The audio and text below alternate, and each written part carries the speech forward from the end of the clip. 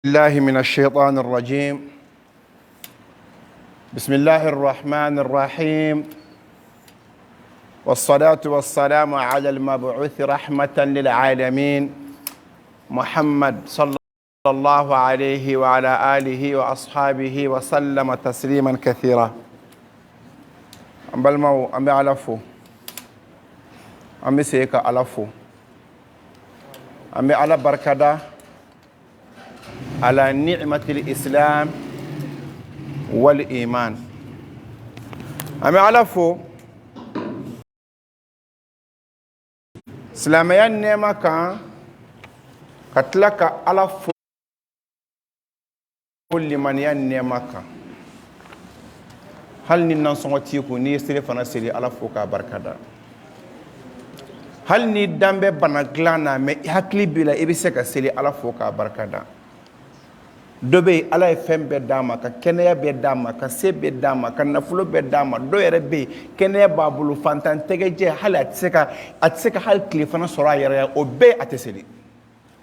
o kuma ni yere islamia groupe kono ala fo dobe kliye ka mobili décharger boro jin ka bo mobili kono mais atseka seli fana seli ni yere o seli arana ala fo ameseli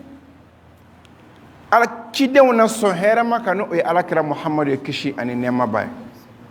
ba aminata ka bajo abdullahi de denge kilempew a kelendo afala a kelendo abala allahu akbar o da tuni ma mana wuli ka foko toro kerila ni yimiri muhammad la dora kan ku ifet yana ka bangi kana jiya kono kala wora fa fatura annalen ko san woro ba fatura amoke mungu ba jona ka koyi san shegi o fatura yana yera ka fatu ay furke ka den soro ka den wulo blanc soro a den woro be shudo na ay ran nyana manyana a fatulen ko fe kalo woro de muso laba mun toro o fana fatula o nyon kere la folo o makila folo de e faye e baye o korolo e nyana fi to ka fo ko merde ema deni bangba ni de hakilna kilinte bangba bi den dew mi bangba lado ko ajo anga lado yana sa do nche o me bangba ba dilado ko alaka balon alaka mfagabulu ibado ngani o tikelere o kuma na anya ala fo ka sele chido na so herma ka ala kira muhammadu kishin nema baye anga bitemu general anya fo ka chaya kuma nanya kan daira do ala bila anya fo khutba wala anya fo fambe ko li isharat takfil labib ni bolo shindron hakilma ba famia o de mi ko 31 décembre cherla munu madina kalanka ulu ya famu de medina kramo de ku ta famia ibara pourquoi ku ta famia o ba dongwe mais nete nunu fe nu ye fengo fenfo mbo control fo o da to ima ale jena wajulu man chambulo ko so do kan ta fa ko jena kai parce que ko amaya dine bo yoro la malla iba sura atiki ma amai kaka dalu fi dalu munu njembe kateme klefelaka wadi hudu yogo chokotala karamo do bi da ka salongo ka foko galondo aya pon kanchu aya shedu aya glomi aya ninke sura ka fo non na ke choko nyana muna abe ko na amara kuma foko parce que ale fe kale ka adversaire karsa ko ka mayndro na le fana ko amay ko ra ka lo ko kuma fo malta mun kella fray ki nyeme na maton tala fo fashu kan kunchi on to lambe ala ko de la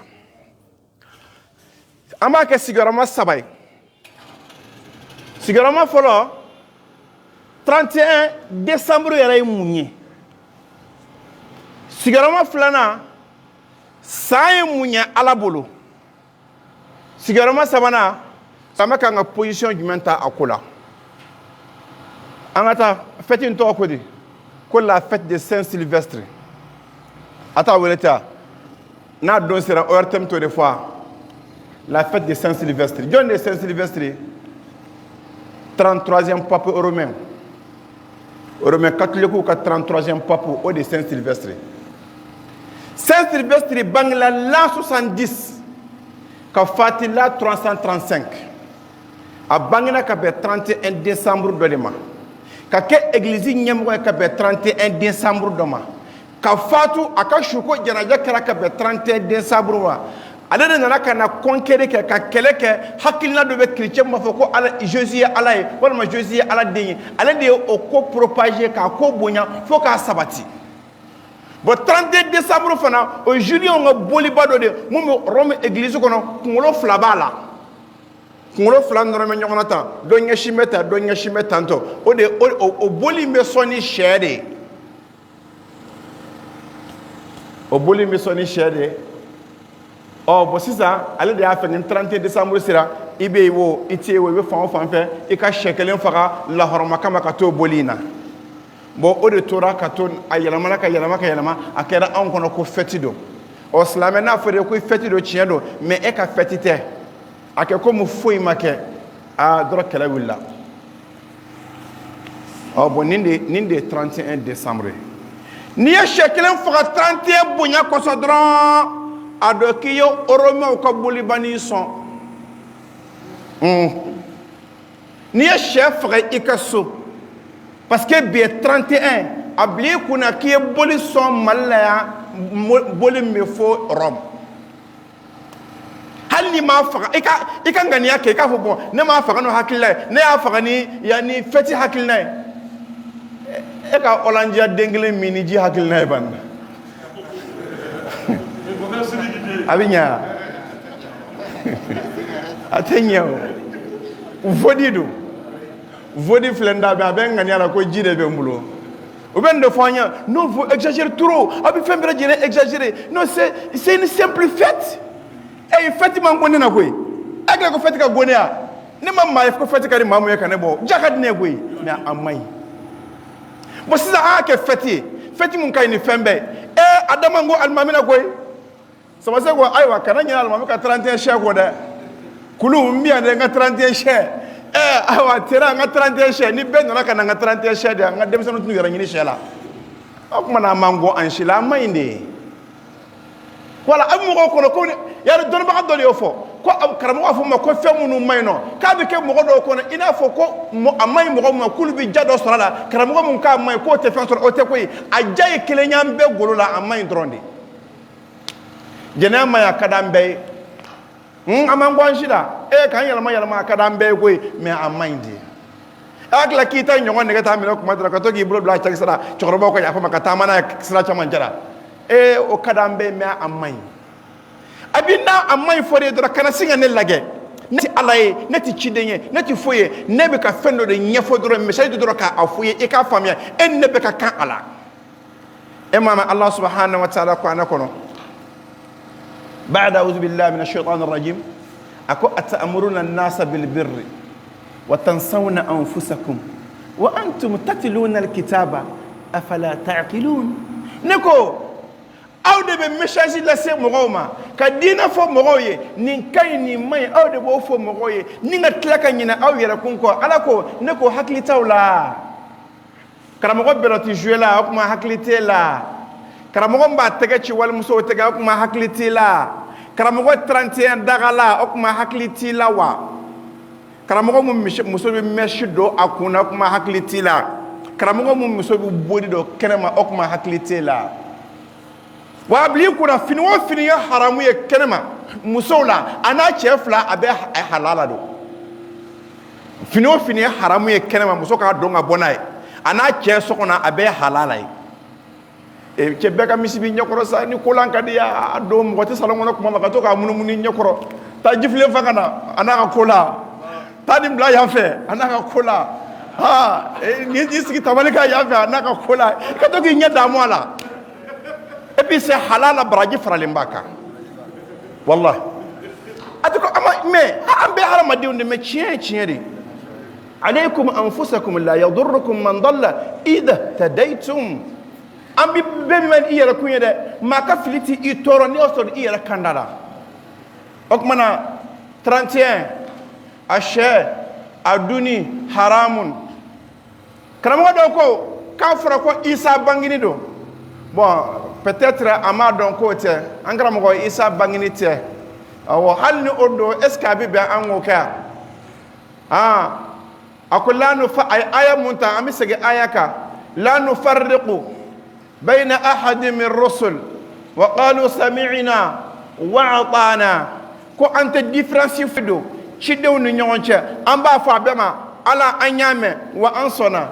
mashallah o kuma fa me ote no mama no nanye isaka fetike anga nga yunus take anga nga nuhu take anga nga musa take anga nga zulkifli take anga nga yasa take nere to mata ayuba anga nga take aka na nyino fana ko nodo me chien taro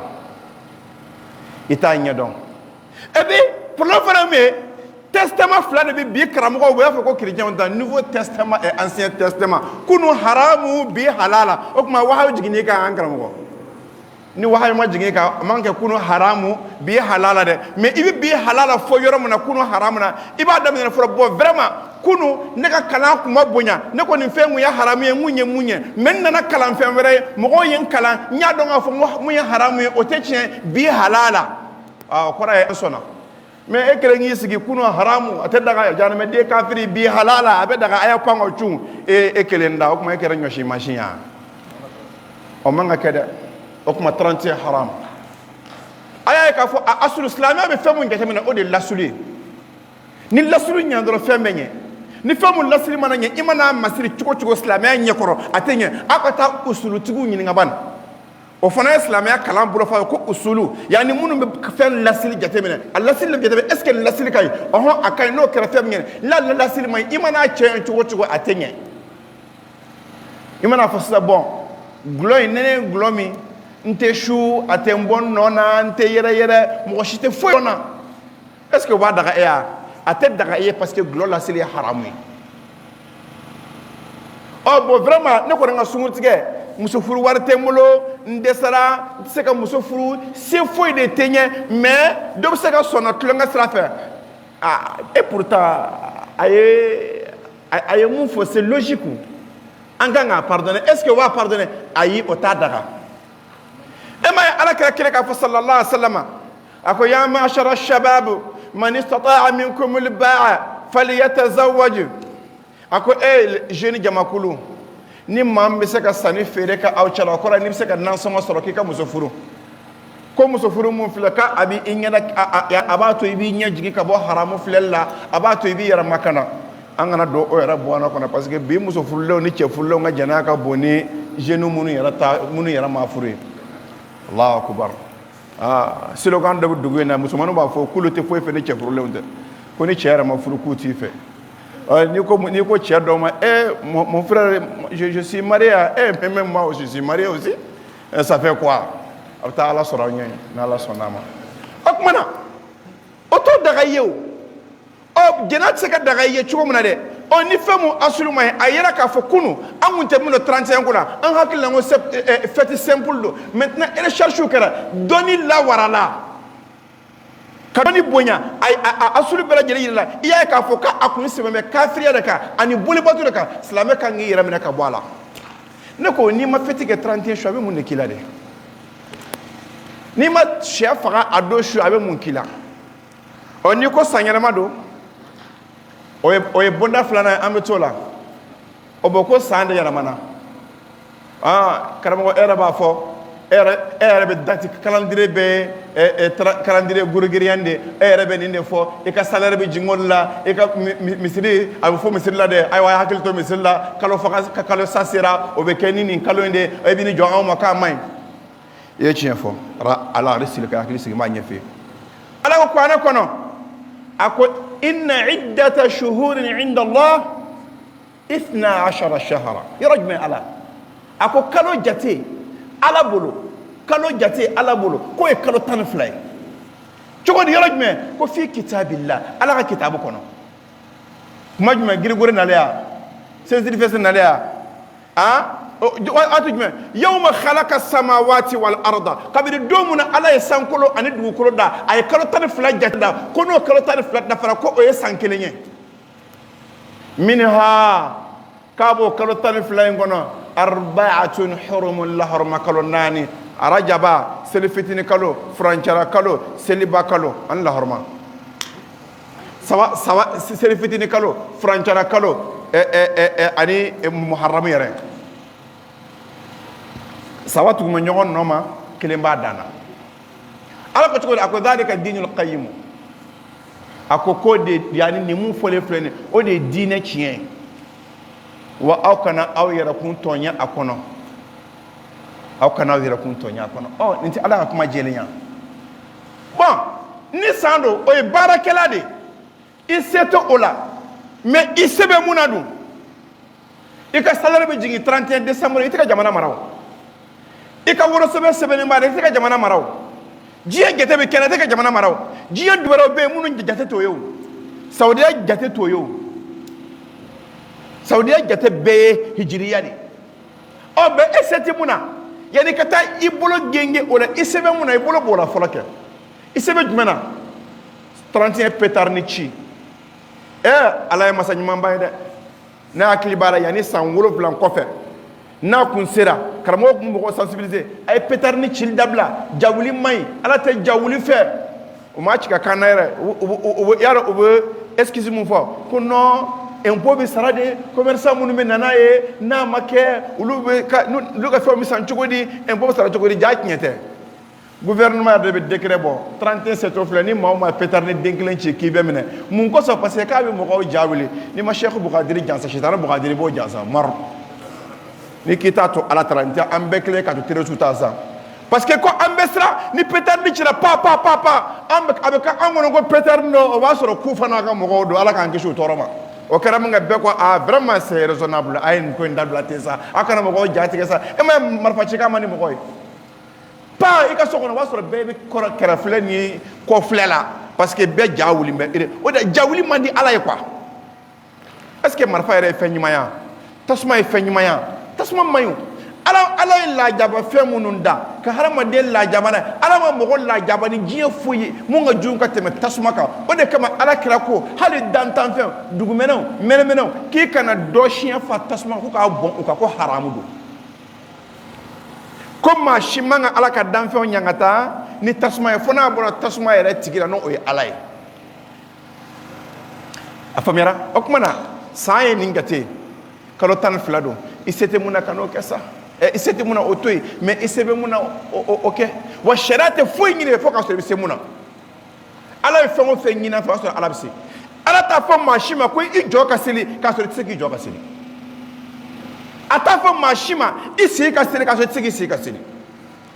ala ma deli k'a fɔ maa si ma ko seli k'a sɔrɔ a ma hakili d'i ma ala ye fɛn o fɛn ɲini jɔn fɛ o y'a sɔrɔ a b'i la a bɛ se ka kɛ e delila ka fantan jagabɔ la y'o ye min est ce que ala bɛ jaga ɲini ne fɛ ala tɛ jaga ɲini ne fɛ wari tɛ ne kunna o a bɛ jaga ɲini ne fɛ cogo di a tɛ ne bolo jaga bɛ ɲini ne bolo a tɛ se ko jaga tɛ ne bolo wari tɛ ne bolo mun jaga bɛ ne ma o tuma na mais jaga ti wari bɛ mun na ala k'o tigi ma jaga bɔ ala t'a fɔ ne ka taa maka parce que wari tɛ ne kun ka taa maka maka ta ti wajibi ye ne kan mais n'a a se sɔrɔla ka bɔ sira o sira la i kan ka taa ala nɔgɔya bɛɛ lajɛlen ye voilà o tuma na ala ma fɛn fɛn ɲini an fɛ a b'an bolo bon est ce que 31 sɛfaga a n'a fɛ a fɔra ye ko bolibato don silamɛya ma sɔn a ma pourquoi e bɛ taa ka taa fɛn wɛrɛ ɲini na cogo di ko karamɔgɔ dɔ ko k'a bɛ daga a bɛnni ni dungɔ de ma sa karamɔgɔ minnu ko k'a bɛ daga dɛ o ye tiɲɛ fɔ mais o ko k'a kɛ cogo ɲɛ o fana y'o fɔ dɛ hɔrɔnya ka ɲi ko bɛɛ la mais est ce que e y'a kɛ cogo ɲɛ olu o ye boîte kɔnɔ taga fɔ a la u ye gulɔmi fɔ a la u m'a fɔ ala dɛ e dun y'o bɛɛ kɛ est ce que karamɔgɔ y'o bɛɛ f'i ye an b'a fɔ karamɔgɔ n'i y'a daga ka ban i sen bɔ a tɔ la a tɔ tɛ ɲɛ sira la bilen an b'a kɛ cogo min o kɔni t'e bolo bilen e k'i sen bɔ a la a kɛcogo b'an yɛrɛ bolo wa ni 31 sera insécurité o de bɛ lawara mali kɔnɔ ka tɛmɛ diɲɛ waati bɛɛ kan wa an bɛɛ bɛnn'o kan o waati de an bɛ gikɔrɔbaw san ka dɔ fara an ka da sɔgɔli kan parce que o zone tɛ sunɔgɔ o waati n y'a fɔ a ma mɛn n ka a y'aw hakili n y'a fɔ an ka misiri la n ko a y'aw hakili to an ka samara la dɛ o ma ka samara suɲɛ ne yɛrɛ ka samara o y'a suɲɛ o taara n'a ye n ko an ka sɛw n ko hakili to a la o taara an ka donnakɔrɔba suɲɛ o taara n'a ye fana ye a bɛɛ kɛra 31 ko in ko sa kasi ye n'o tɛ n ka sɛ bi a mɛnna maa si ma s'u ma o taara an ka donnakɔrɔ suɲɛ ka so o taara n'a ye 31 fête la ani karamɔgɔ minnu y'a daga i ye karamɔgɔ ye bagara ma dɛ olu de y'a daga o tuma n ka sɛ ne bɛ taa n ka sɛ ɲini u fɛ sini o tuma hadamadenw ka siran ala ɲɛ bon ana insécurité anya foye mo glo casino sobon abi yoro wo yoro insécurité ba yoro la mo ko ay ko tiente ko ni mata ka ba ka bana barni mu fla karba ka so ka fa mo ko fa yo do ngore aglo ferior ni glo botigi no nya dénoncer abi sans flabo mo bar moderne do damne tola fle bu mako mo ni mo yu si ka fle nya ka ju ka tema fem beka mo oye glo kiosk nuyi mo dem senu kema ka bar blasisa glo kiosk ni ubina doro ubu jo adara doro abidu wa manafimani kono ni ide motoka manafimani meleke mekanet la doro olandia ba dakono ube vodi aka chala fe ode ba kono o kuma na sa ni yem uye motoka saba fla abu bolo glodo wo mi fengele faye halu butoka ke yani boisson énergétique ibo o bouteille yu bolde me wasoro akonna fe glodi nya fo dem sen nuyo ngabe kare wo kare frabata na jolon so nya andem sen dama do ma nya do nyon fe amba nya do nyon fe iba soro double 7 kanati babolo me akonna fe glodi pour que abangi baw ani mo khorobaw yani kukulu tromper mais munana abe haram ko dagali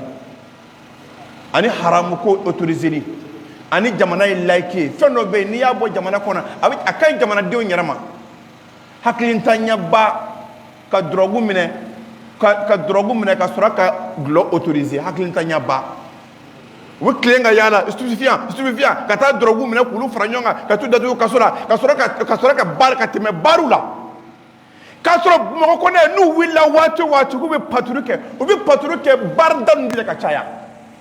parce que yende bandi kolew ani zombaw ulu ka rassemblement kero au varda au boitida au casino danundi okmana yani kuna sini mbalaka kongole ka feno lage o yalla ka jigidu ko na kata drogu façon ko bomba wala ko bomba o drogu o ba glani tramadolu ni fewni abi mo kirinde ka kina fo I jole be sunogo yarama pendant 30 minutes ita donga fo ko I be sunogo la iti bokabi o yalla ko mo mine ku cheka tanu ku enchaîner ka mo bogo drogu tarado ko o de kuma yere mirina be ako boka baga uluma kulu ba soro facilement ko de kama o desara ka dabla mais nkaramo ke ye fo de ba wono ngene fo de ko nyaaye o de nege ni ya me mada ko tonkunani mun de la ka nyimi o de kodo noti ma de ka nyimi o ta kuna ya na abashiya don mana fen no harama de on te kelinye dobe no o be influencer jona dobe no o esprit faible lendo na e fen o fenya ba ngini ka doala maintenant bi mun ke ibo tigi balide mais ni ko ka betu yerama ni mu ye mun ja ok atenye ça pourquoi police bu jo fait krefe o ka ni fete nyona ke muna police ta on fete nyona iye feke ka ba uriji kora ya ayawjo ver kora ya ayeta uriji kora ya isumaya soni uriji bi non kota o mais o bébé police ke jombe muna parce que do mo ko tola dobe no alati sra fenya te fe bunyada abi sra police ke de fi ka wol de ka fa hey haglisi o bo haramade abi tatindi ibi dolladi ibi taganya fkelen fana dokuna ibi bereta dokama ibi kuma dofe o menego ko kuma o befe ima chienke de bo 31 c'est fle a fem fola insécurité o de la warambe dugu ngona moto nyamma mu nga fagali menin do ko ngona abi ma sababo mun kera ya odongo ko nya laban kabede nya kiosk ni dénoncer amena abi dibini ngone dibini ngone dem sonu minay kuma chamani bo wajur ka obi faire na 3h du matin mbu uye donc me miliwiti stra fara fana et ça sont tigi no daga bo andala ala kanu shi chaya don don nya tato pharmacie la 2h du matin nya dem sonu nya arana nyanjo ka lage folo mumbia ay etatla kal nya ner bay nyanjo nyaye clefe boso secret de be nyefala fe chufala fe abeglo dem senu ba sandrobo ni dem senu âge la 15 16 ou la korabane 25 ans wa soro o fa dambu ka so kala dens no wara wasere demed lo mina kenama o fa damba ka so ka dem wasoro dem bora mena o kuma ni o wella dugu tila fɛ k'i den nana suyɛni a fɔ ko non k'o ye jugunkɔrɔ da i den na k'o tɛ tiɲɛ k'a sɔrɔ i den kɛra zon ye i yɛrɛ ɲɛnama waa kalama maa bɛ se k'i den bila poche kɔnɔ wa i den bɛ bɔ de a bɛ taa école la a bɛ taa fan bɛɛ mais ni société tiɲɛna jɔn bɛ se k'i ta mara maa si société tiɲɛ tɛ an si arrangé société tiɲɛna an bɛɛ denw bɛ tiɲɛ parce que an bɛɛ denw de b'a kɔnɔ surtout an den fa kuraniw cɛkɔrɔba dun ta banna ka bɛn ko anw den fa kuraniw de ta ka jugu ni a tɔ bɛɛ anw ma tila denkun na fɔlɔ anw san o san an bɛ fɛ an ka denkun kelen kɛ inchallah anw ta de ka jugu n'a tɔ bɛɛ inchallah an mana an ka an denw lamɔ an yɛrɛ ma lamɔ ka ɲɛ an ye mun lamɔ cɛ o kɔni diɲɛ wolo la koyi anw ka génération maa lamɔnen man ca n ye tiɲɛ de anw ka génération a maa maralen a man ca dɛ a bɛɛ delen kan i lamɔ bon olu fana bɛ den minnu sɔrɔ olu bɛ kɛ cogo di sisan o kɔni fo ni ala hinɛna maa mun na k'o mara dɛ o waati de i bɛ maa dilannen ɲini kelen kelen diɲɛ kɔnɔ i t'a sɔrɔ bon nin bɛɛ ye nin fɛti kuntan de conséquence ye nin bɛɛ ye nin fɛti kirikira de conséquence ye 31 septembre filɛ i delila ka bazɛn kuma mɛn a la bazɛn y'o mɛn i ye vaccin m'a la bazɛn feerelaw tɛ foyi sɔrɔ nin na i bɛ 31 baraji dɔn mini jupe ani mèche brésilienne awɔ ani veste ani samara dagɛlɛn soulier dagɛlɛn ni pɔntinini u b'olu de san a la olu de bɛ san parce que olu de y'a baraji ye wa a bɛ fêter yɔrɔ jumɛn bar kɔnɔnaw na a bɛ fêter yɔrɔ jumɛn boîte kɔnɔnaw na bon kura farala kan o ye appartement ye appartement de b'a la sisan k'a ta kabiri 29 n'i ka dunan nana sisan k'i bɛ taa appartement meublé ɲini k'a bila a tɛ sɔrɔ bilen dɛ yɔrɔ bɛɛ fara an kun ye dɔ ɲini k'an bɛ kɔɲɔso dɔ k'a kɔnɔ a ma nɔgɔ yɛrɛ a bɛɛ fara sisan a bɛ jɔn de bolo denmisɛnninw ka t'u fa ka wari suɲɛ ka cotiser ka taa appartement ta ka t'u u baw ka wari suɲɛ ka mɔgɔw ka wari suɲɛ ka taa mɔgɔw faga ka moto nɔfɛ ka taa feere ka taa appartement ta n'a ye wa ni maa o maa ye mɔgɔw dɛmɛ ka ala kuta ani yɛrɛ y'a kuta a bɛɛ ye kelen ye appartement meublé tɛ haramu ye au contraire o yɛrɛ de ka fisa mais a bɛ kɛ haramu ye kuma jumɛn y'a di mɔgɔw ma denmisɛnninw bɛ na des jeunes 18 ans 20 ans 17 ans olu bɛ na u mɔgɔ wɔɔrɔ k'an mɔgɔ bɛ appartement kelen na hali maa m'o fɛ yen k'u bɛ n'o kɛ jɛnɛya kɛ yɔrɔ ni gulɔmi yɔrɔ e yɛrɛ b'a dɔn k'u bɛ n'o kɛ mais mali min bɛ mali la i b'o dɔn k'i ɲɛ ci ko k'i n'a fɔ k'i ɲɛ t'a la o de y'a to ni mun den ye ko la n'i jayara la a b'a kɛ i n'a fɔ k'a t'a den ye an b'o de kɛ mali la k'a kɛ i n'a fɔ k'i t'i den ye i hakili la k'i den ma kɔrɔbaya i sɔrɔ k'a fɔ cɛ i sɔrɔ k'i ɲigin ka waliden na kɛnɛ kan mais e ka ɲi mɔgɔw mara dɛ e ka nin don fini ye ani ta bɛ ye kelen i ka so kɔnɔ ye i den ye mun don ani nin bɛɛ ye kelen i ye mèche mun san i den ye ani nin bɛɛ ye kelen wa foyi tɛ ne kabakoya bangebaa mun bɛ wari bɔ k'a don mèche la k'a di den ma o bangebaa ninnu kabakoya bɛ ne na dɛ ne yɛrɛ kɔni ne b'olu filɛ n tɛ fɔ o filɛli la ne t'a dɔn e yɛrɛ kɔni e ye bangebaa façon min i den a lamara n'i y'i den mara a tɔnɔ ye i yɛrɛ de walahi n'i y'i den mara a tɔnɔ ye i yɛrɛ ye e de bɛ yanni fɛn dɔ bɛ tiɲɛ o i se t'a la o mais mɔgɔ min y'a den mara n'o den tiɲɛna a bɛ bɛn a yɛrɛ esprit ma mais mun b'a ta mara la a b'a dɔn k'a fɔ ko il est responsable a tigilamɔgɔ a conscience b'a gɔrɔnden parce que a b'a dɔn ko ale ma foyi kɛ nin den marali la minnu den mara bɛ dugu in kɔnɔ yan mɔgɔw bɛ tilen k'a fɔ hali politiciens bɛ tilen ka ɲɔgɔn fɔ karisa kɔni tiɲɛ na a denw mara dɛ politiciens baw b'o fɔ ɲɔgɔn ma yan o n tɛna maa tɔgɔ fɔ mais bɛɛ b'a dɔn ko n'a fɔra mɔgɔ minnu den mara politiciens dɔnnen minnu denw tɔgɔ bɛ fɔ mali kɔnɔ yan bɛɛ b'u dɔn ani minnu denw ma mara bɛɛ b'u dɔn karamɔgɔ minnu denw marala bɛɛ b'u dɔn karamɔgɔ minnu denw mara bɛɛ b'u dɔn an bɛɛ de koyi maa kelen tɛ koyi e karamɔgɔkɛ ka taa kalan kɛ galère la la ilaha illallah ka taa kalan kɛ galère la ka taa sɛnɛ kɛ ka taa lɔgɔ ɲini ka taa ji ta karamɔgɔ ye ka ɲɔ susu karamɔgɔ ye ka taa geribu palan ta ka tilen ka yaala ka tile ni tilew kɛ i tɛ dumuni sɔrɔ ala nana ka na karamɔgɔya nɛɛma d'e ma san jumɛn na 13 ans 12 ans n ko npogotigi ni 14 ans n ko a y'a sɔrɔ a bɛ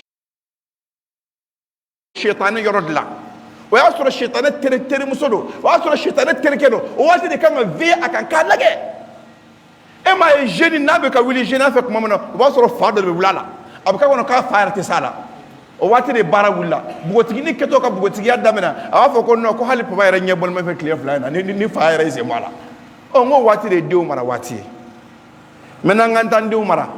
o mana fɛn fɛn fɔ k'a bɛɛ ta k'a sɔɔri bolo ma fɛn fɛn k'a bɛɛ ta k'a sɔɔri bolo u bi i kasi i bɛ kasi dugu tilan fɛ i kelen i ka so kɔnɔ maa si t'i lajɛ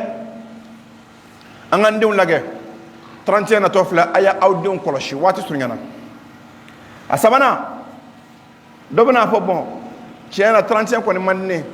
mais dugu bɛɛ b'a kɛ bɛɛ bɛ sɛ san i ka so o don fɛti bɛ bɛɛ ka so n b'a san pour que n ka denmisɛnninw kana bɔ e yɛrɛ de ye 31 cɛkɔrɔba ye e yɛrɛ de y'a fêté a don foyi ma kɛ a bɛ don juma k'a dugu jɛ samedi la o tɛ wa n'o y'a sɔrɔ juma don su fɛ e ka so to de bɛ tobi yen to tobi a don a ka ca ne kɔni juma o juma k'a dugu jɛ samedi la o don basi de bɛ ne fɛ yen inshallah basi de bɛ n fɛ yan tuguni awɔ o ye ne ka laada ye n ka denmisɛnninw ye o b'a kalama juma su ye sɔ ye ne ka so samedi su ye basi ye ne ka so o tuma na basi bɛ n fɛ yan n'ala sɔnn'a ma mais o de ye tiɲɛ ye o kana foyi kɛ a don et puis foyi ma kɛ i ka silamɛya seli don ni fɛn mun y'i diya a kɛ ni 31 surunyana baaratigiw minnu bɛ gulɔ dilan o bɛ dɔ fara gulɔ quantité kan u bɛ mun dilan k'a caya minnu b'a labɔ kɔfɛ o bɛ dɔ fara exportation kan a ye taa transitaires ɲininka douane na an douaniers ma n'i ye nkalon tigɛ u kana fɔ o bɛ dɔ fara a kan mais mun na aw jɔnni b'aw gulɔ est ce que o yɛrɛ chrétien bɛ Mali la yan wa gulɔ bɛ Mali la yan hali ni Mali chrétien bɛɛ casier 100 o tɛ se k'a min k'a ban mais anw de b'a min ka far'o kan an ye chrétien tɔɔrɔ dɛ ni selidon sera an b'o jabɔ Mali chrétien kan ka plainte don Mali silamɛw kama sɛbɛla ni seliba sera an b'o jabɔ ni selifitiri sera an b'o jabɔ olu tɛ kuma an fɛ u t'a cɛ kan na yɛrɛ ni seliba sera an b'a jabɔ u t'a cɛ kan na selifitiri an b'a jabɔ u t'a cɛ kan na mais ni nouvelle sera olu ka ja don an bɛ tila k'o ja kɛ far'o kan tuguni 31 tuma bɛ kɛ k'a ja kɛ far'o kan an ye mun den sugu ye an ye mun maa façon ye anw b'a bɛɛ la nouvelle don i bɛ joyeux nouvelle fɛn fɛn ye chrétien kelen t'a ci ma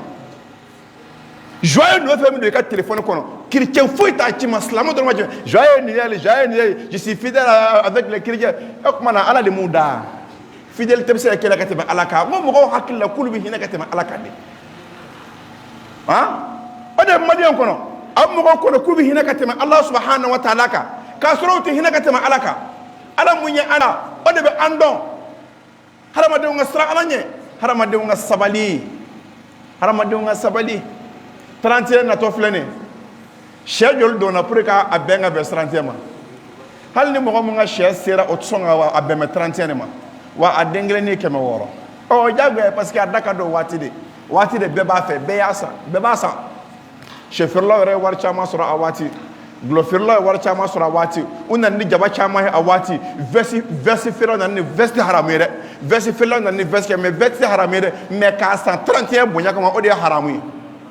bon mini jupe 31 o 38 o mini jupe haramun i y'a dɔn diɲɛ heure o heure la haramu don i ye mini jupe don waati o waati mini jupe donni ye haramu ye mais a bɛ kɛ cogo di n'i ye nin fɔ dɔrɔn qualification kelen de b'u bolo cɛ ninnu ye wahabiyaw de ye sa n'o kɛra dɔrɔn o ye bɛɛ ɲugulen ye i la kana ture ninnu lamɛn dɛ wahabiyaw de don e m'a fɔ ko ne yɛrɛ ta kɛra baara ye mun la ni ye n ka tiɲɛ fɔ mɔgɔw ye u bɛ tile ka n nɛni commentaire la wahabiya kɛ nin wahabiyaw fana ko n tɛ wahabiya ye ne ye silamɛ de ye inshallah ne ye silamɛ de ye an ka siran ala subahanahu wa taala ɲɛ an ka nin fɛti ninnu dabila n'a don sera i denw sigi i k'u sigi k'u sensibiliser papa munna i tɛ sɛ san bɛɛ ye sɛ san a fɔ i denw ye ko nous sommes des musulmans mais ça te fait quoi k'a fɔ i den k'i ye silamɛ ou bien mɔgɔ dɔw bɛ siran k'a fɔ i den k'u ye silamɛ parce que a fɔ k'o ye denw terroriser de ye quoi a fɔ i denw ye anw ye silamɛw de ye anw man ka nin fêter nin tɛ anw ka fête ye mais anw t'o si fɔ an ka siran ala ɲɛ e ko cogo di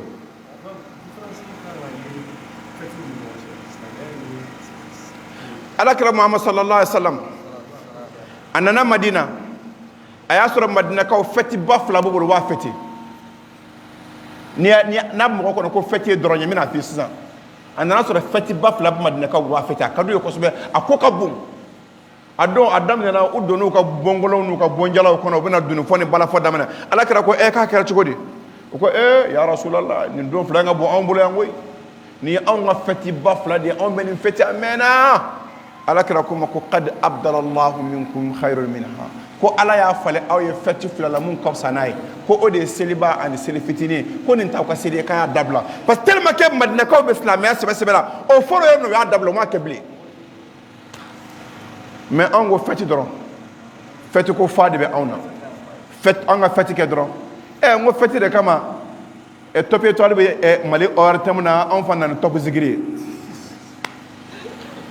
top étoile be en fan nan top jofansi voilà top erege be en fan nan ni erege zikri a zikri ndo kadi boy ma ngu ba ado jouer boîte kona a zikri ndo be jouer boîte kona surtout on va ado jouer 5h du matin les boîte d'ablatola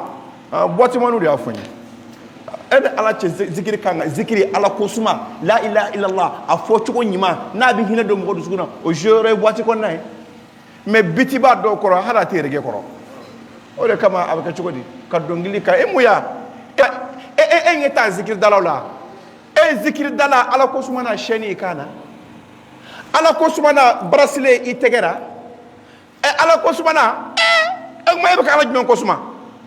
quand sur la chaîne donnée check la chaîne doit faire haramudo check a bracelet doit kigala amay ni ma nyaaw ki be bagre do itegala o me o ko beto e kata bracelet do ka chaîne do katlaga fo ko kebe ka ala de fasada ala kira kadanye ni mu ko mamade kadanye be ki bolo korota kam mamade ka jiana bam laka numbe cheta kelengele wallahi mamade be munu cheta de wode ni ma façon nu ولد بك كلنا على كتوغي الأذان إن شاء الله إن شاء الله على كتاب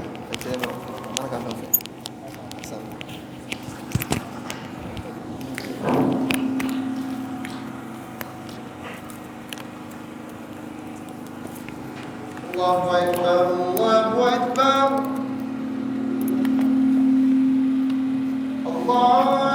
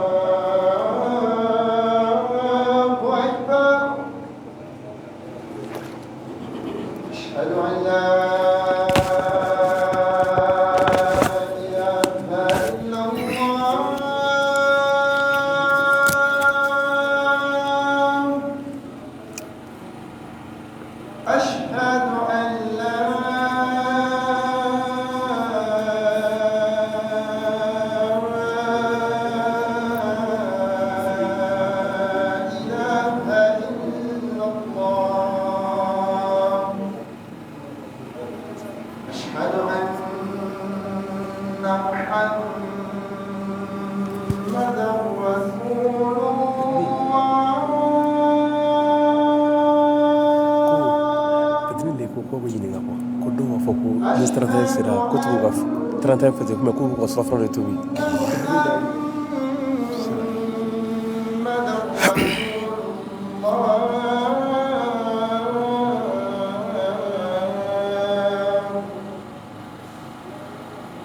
حي على الصلاة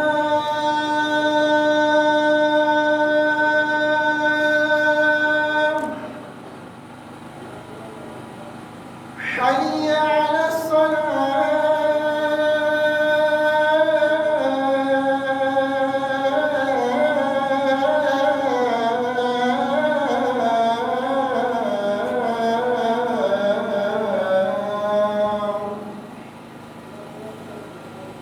حي على الفلاح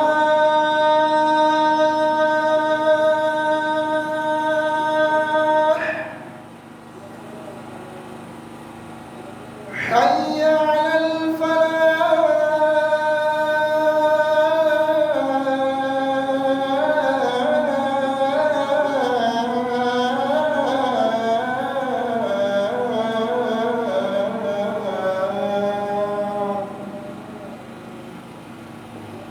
الله أكبر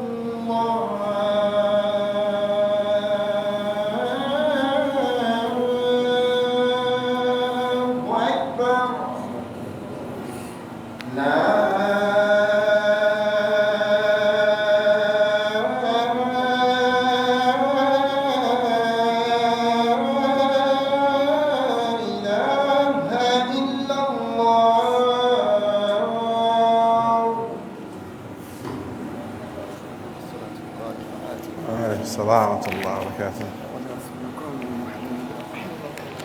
الحمد لله. C'est l'heure de minute durée. Kuma kunche kumana. Ni bolo shindron hakima ba famia. Ka dima, ka résumé ka dima en grosso modo 31 fêteli haramudo.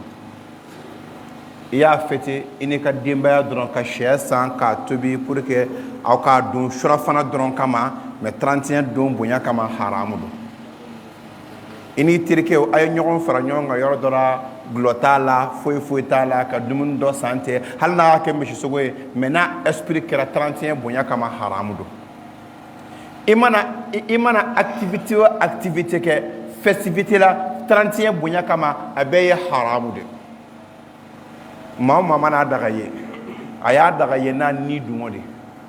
mais ni munya fi ko haramudo ala ma fo haramudo de ala kra de ko haramudo. Parce que ala kira tara ka taa mɔgɔ wɛrɛw sɔrɔ o kafirima o kun bɛ fɛti mun kɛ ala kira ko a y'o fɛti in dabila anw ka fɛti ye fila de seliba ani seli fitini n'an ma ɲɛ fɛti kɔ fɛti mun bɛ yen ni a asulu yanni a lasulu a lasali dulonnen tɛ diinɛ foyi la i n'a fɔ jumɛn an ka indépendance o lasali dulonnen tɛ diinɛ la o 20 janvier o lasali dulonnen tɛ diinɛ la o kuma na n'i ye mun kɔrɔ ya pas de problème o bɛ haramuya ma jumɛn waati mun na n'i ye haramafɛn ta ka bila a kɔnɔ e ko cogo di o ye fɛti yɛrɛ sabanan de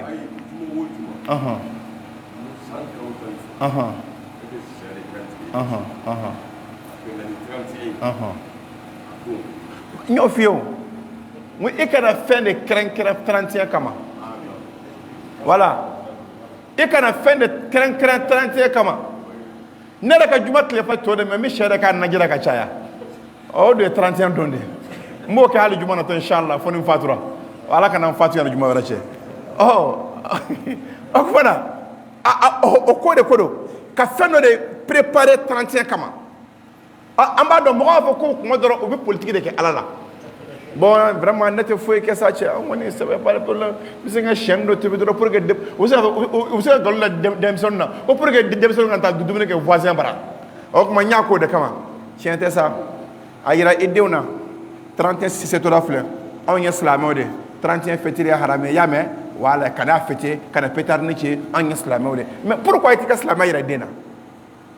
an bɛ dun kuma dɔ la n'i ye denmisɛnnin fitiri ɲininka e ye siya jumɛn ye a b'a a siya f'i ye parce que a fa de y'a fa ye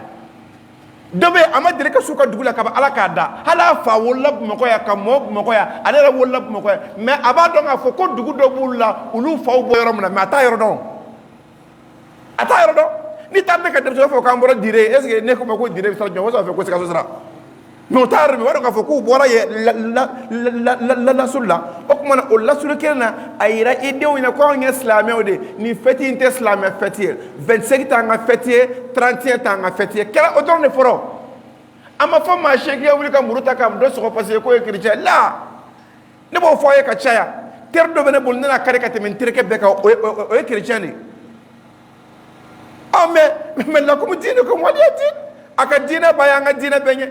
i bɛ taa chrétien ka kɔɲɔyɔrɔ la voisin teriya sira baaraɲɔgɔn sira a bɛ baro kɛ a bɛ kɔɲɔ hoyahayaw kɛ n'u taa kuma sera église la a fɔ a ye taa ka na a bɛ n sɔrɔ yan mais an ka silamɛw bɛ taa chrétien fɛ fo église kɔnɔ ka t'u sigi ni mon père ko a ye wuli u bɛ wuli ni mon père ko a y'aw sigi u bɛ sigi gâteau communion u b'a fili u bɛ da kɔnɔ yan nɔ mais mun kɛra o kumana an bɛ kɛ mun ma façon ye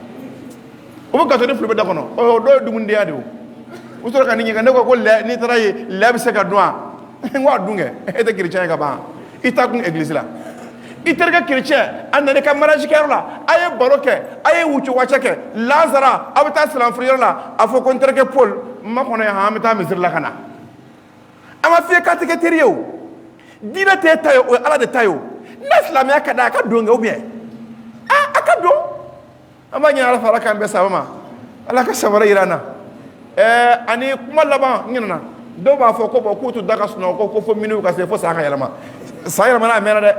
n'i ye i si ɲɛna i si de ɲɛna fu n bɛ n to fo minuit ni san yɛlɛmana an bɛ sɔrɔ k'an da n'i y'a kɛ i ye fu kɛ san yɛlɛmana a banna san yɛlɛma kuma nin ye jate dɔ dɔrɔn an b'a kɛ pour que k'o faamuya an ni ɲɔgɔn cɛ ala k'an bɛn sa ma ربنا آتنا في الدنيا حسنة وفي الآخرة حسنة وقنا عذاب النار ربنا لا تزغ قلوبنا بعد إذ هديتنا وهب لنا من لدنك رحمة إنك أنت الوهاب وآخر دعوانا الحمد لله رب العالمين.